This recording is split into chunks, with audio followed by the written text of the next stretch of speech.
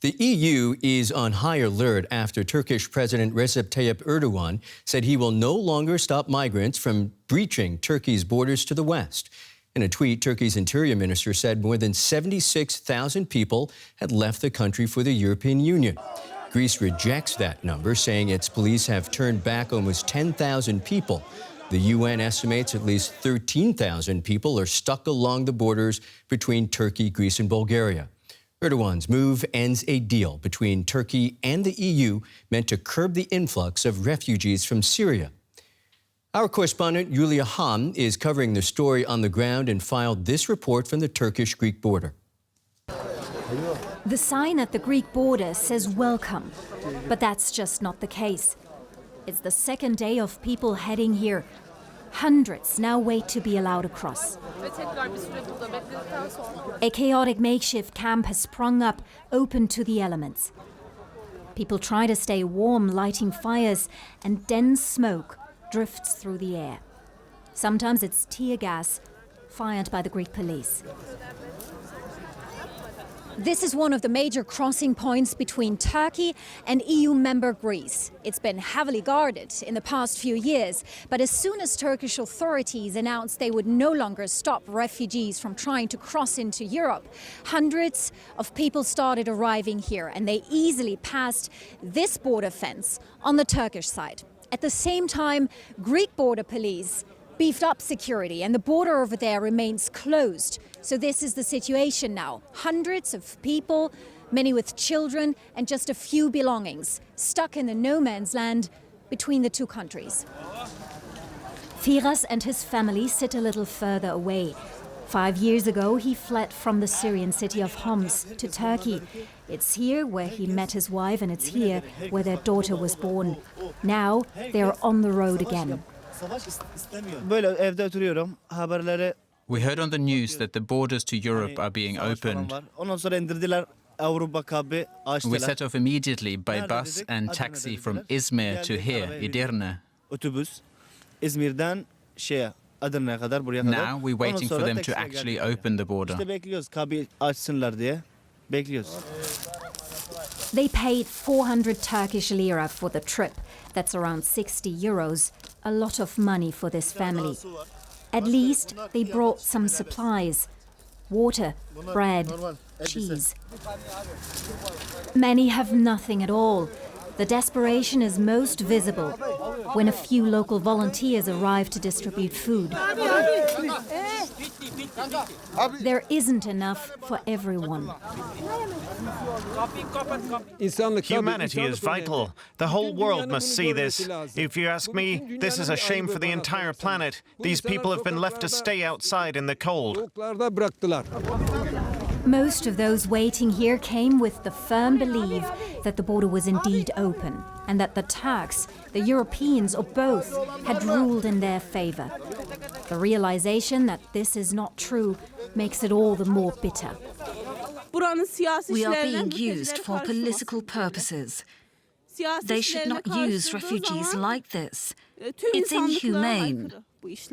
Now we know that this is all a game. Nobody knows what the result will be. We just want someone to tell us what will happen. Knowing what's in store, this is what everybody here wants. Firas, who even here watches the news from Syria, and the many others who now say they want to stay until the border is open, even though they sense that is unlikely to happen. Joining me now is Dorian Jones, DW correspondent in Istanbul. Dorian, what can you tell us about the situation on the ground right now?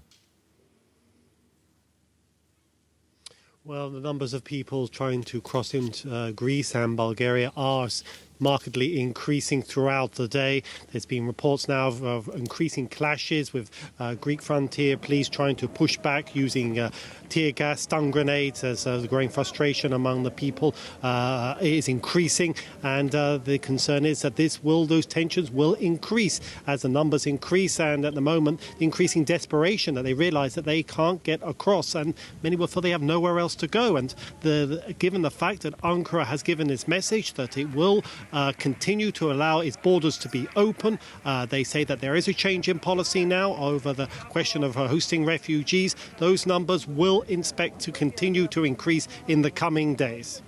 You know, Dorian, I almost feel compelled to say, here we go again. I mean, thousands of migrants have already crossed the border. If the EU refuses to open its arms, what's likely to happen to those people?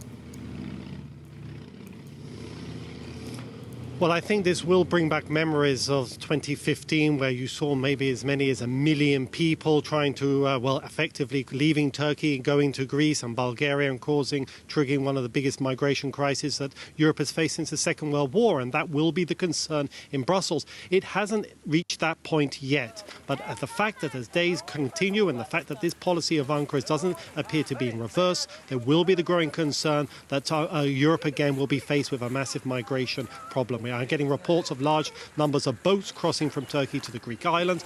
Greece is already struggling with the number of refugees it's already having. The fear is that they are now facing a major increase. As Ankara is resolute on this, it's dismissed any criticism. It says any criticism of this policy is complete hypocrisy on Europeans' side, given the fact the little support they've given Ankara. Ankara says its patience has run out. We can't take any more refugees. And the fear that, the fact is that we're no longer going to stop those migrants who want to enter Europe. And they say this is Europe's responsibility now. Dorian, not much more time, but just briefly, President Erdogan opened the border to Europe for refugees in response to the deadly bombing of Turkish soldiers in Syria. Is Turkey essentially being drawn deeper into the conflict in Idlib?